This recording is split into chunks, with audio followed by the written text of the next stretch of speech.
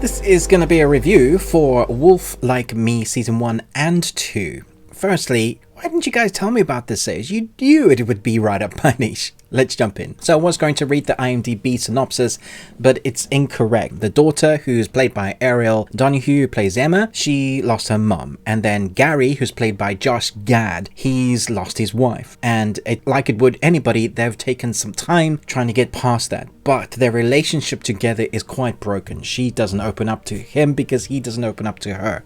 And so we have this butting of heads, and they don't seem to be able to find a place where they can actually talk about the things that they need to. In comes Isla Fisher, who is Mary. Now she also has her own issues and baggage from past lost relationships, but now she is kind of thrust in with a crash right at the beginning of episode 1 into their lives. And it's the story of the first season. It's the story of the 6 episodes of them coming together and seeing how that relationship plays out. Season 2 has 7 episodes, so we get a little bit more, although each episode is quite short, but around about anywhere from 22 minutes to half an hour depending on that episode. The building of the relationship in season 1 is very interesting because, like by the title, I thought maybe the title would just be a thing that they're trying to get across. But if you've seen the trailer, you'll understand that there's more to it. Wolf Like Me is a series that has a supernatural sort of curse. If you've seen all the werewolf movies, you'll know, or wolf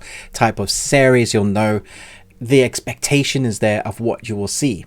Now, it does cover that, but what's the focus in this series is how messed up their lives are, how real every situation that they find themselves in. And when you get those sort of situations, those sort of relationship issues between father and daughter, about somebody new coming into their lives, about how family deals with that, and you add in a law thing without going into massive spoilers, that is when this series works doubly. So it works already on the emotional thing. It hit me emotionally like gut punches. The way they showcase that, I think it's so well portrayed.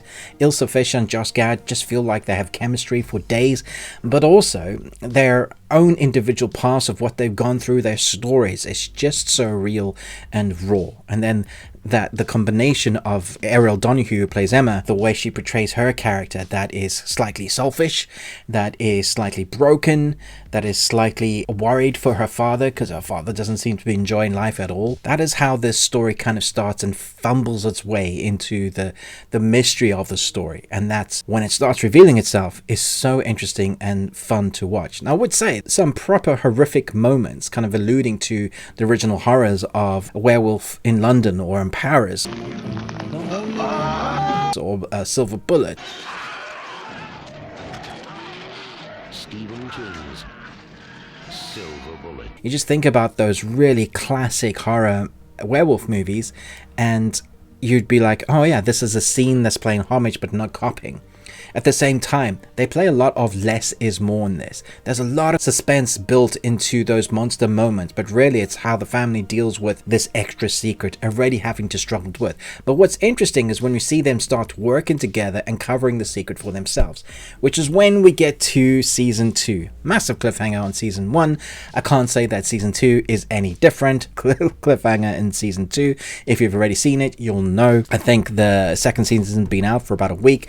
You can find the first season on Amazon Prime in the UK, at least. Season 2 I don't believe is out just yet, but on Peacock, if you're using a VPN, you can watch season 2. So however you're watching this, whenever you get to watch it. Season 2 does more of the same, but it's this time round it's a family dynamic with an extra bump, and it's again using all those classic moments in life, how you deal with them when you have the extra curse to worry about. It's done in a way that shows us the use of the monster, shows off the use of the family dynamic, but also shows us the use of how crazy and things can get out of hand. If you thought the first season was intense, the repercussion from first season moments are evident in season 2, along with family matters, and again along with wider repercussions that will obviously have issues for them. In season 2, I was a little bit disappointed though with where the story went, because a lot of the time, if you've watched any TV series of werewolf storylines, which there are surprisingly a few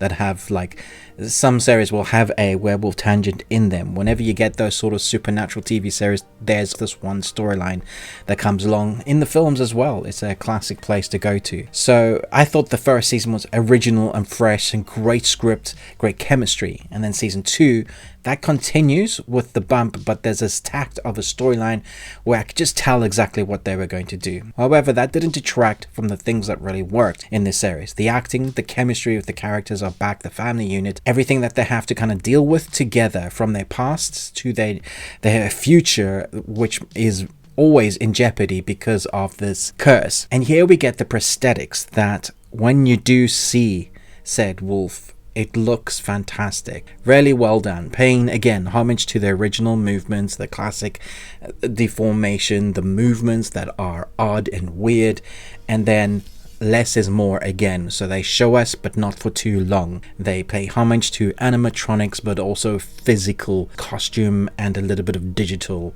stuff in there. It works really well, and I like the combination of keeping up that monster side of things. There's a moment for me in season 1 that had fantastic scary moments, and there's a moment for me again in season 2 where they just embrace that. Different locations, but really well done. One of the shining lights of this series on both of them is the score, and the soundtrack has a character of their own, flows all the way through, giving weight to some of what Emma's going through. It's a nice connection point for Mary and Emma to connect through, even though she's not her mother. They connect in a way that feels real using music. I like that because it really builds throughout each season and really makes you feel like they're using music as a character rather than just trying to make the audience feel something with their orchestral pieces or the tones that they, you know, it's a scary moment, now it feels scary. It's a funny moment, now laugh. Here it's really used as a character because it's been written in so well. So you have phenomenal acting, great moments, real drama that will probably hit you in the gut punch for some of those situations they find themselves in, because a lot of us will be able to relate to moments similar to these, not exactly the same, but similar for sure. And then you add in that fantastical element, which just makes this a really fun, easy binge, especially because of those short episodes. Now, I looked at the cover, I think a year ago for season 1, going, that looks alright, but also looks like it just could be cheap and not really work that well. Never judge a book by its cover, and the same thing can be said about a TV series. For me, this is my first 5 Nicolas Cages out of 5. And you got one.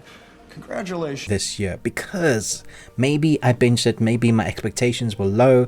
I've seen a lot of good seasons this year, but I haven't seen ones that I've enjoyed so much. Between the drama and the character development, the adventure of the story, the tenseness of what's happening between episodes, wanting to click over from one episode to the next, knowing what's going to happen, rooting massively for our couple to stay together and work through their issues. Investment in the character shows me that it did something right, for me at least. Let me know your thoughts and feelings about Wolf Like Me. Have you put it on the back burner? You saw it and thought, man, I don't think that's going to be great. For me, this was excellent. I loved every single episode, and I really hope it gets renewed for season 3, because it hasn't yet, and the way it leaves it on the end of season 2 makes me wonder if they'll give us a conclusion to the story. They need to, because my heart is still in my throat, sort of thing, going, oh my gosh, how are they going to get out of this nonsense?